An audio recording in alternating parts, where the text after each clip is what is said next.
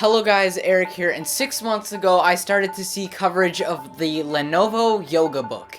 It looked like a piece of the future until I read a little more. So, from corner to corner, this thing is absolutely beautiful, but it's a little rough around the edges. Opening up the box, the tablet comes with a plethora of accessories. There's a notebook you can write on for the tablet, a stylus, as well as the tablet. I honestly really like the amazing build of the Yoga Book. The overall size and weight of the tablet made it feel like a low-profile notebook, not like a tablet. The black front and back make it inconspicuous, yet the metal hinge on the side gives the tablet a feeling of stature. On the sides there's a micro HDMI port, micro USB port, and a headphone jack. Of course, the build doesn't end there. That premium hinge is one of the best parts of the tablet. It allows you to use the tablet in the 4 laptop/tablet hybrids we're all so accustomed to by now.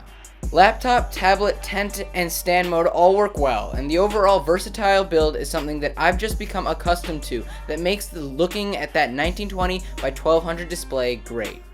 While you open up that display, you notice two things. It's very good, colors are great, it's very engaging to look at content, and overall, you're going to really enjoy it. But the second thing you notice is the fact that those bezels are really big.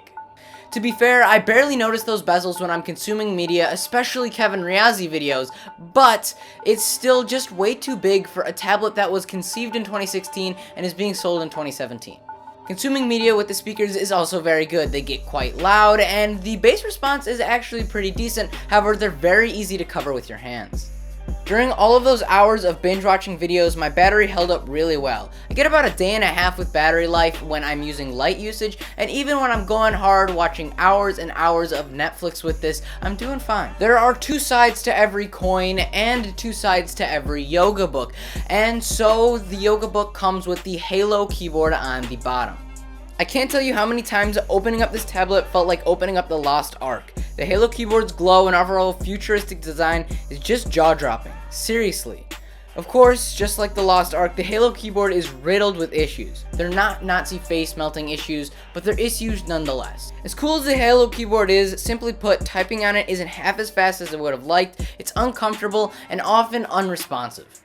Tapping with more than 2 fingers on this and resting my hands on the keyboard has proven to be quite difficult because my palms or my other fingers will naturally hit keys like the delete, backspace, up and down arrows, and the function keys. Keys that I honestly don't even use on this keyboard.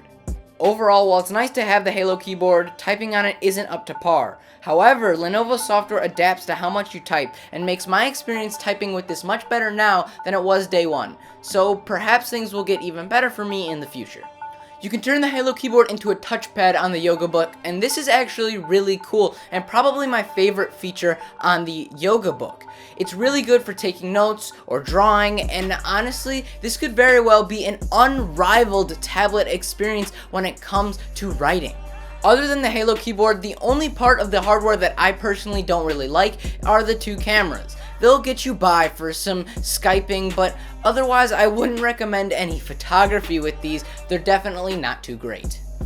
With hardware out of the way, let's run down the software. Lenovo has their own custom version of Android 6.0.1 on the Yoga Book to make it feel more like a laptop.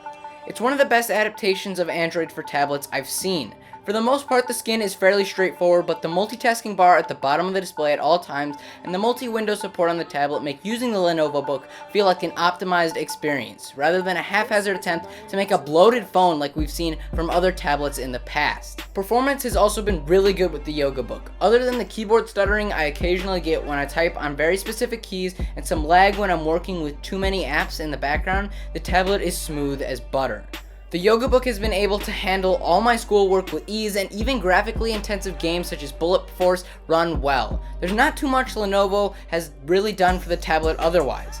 Yeah, there's some built-in apps for getting work done, but overall, you're getting a pretty vanilla Android experience. Lenovo says you should be expecting a 7.0 update within the spring. So, is the steep price tag on the Yoga Book worth it?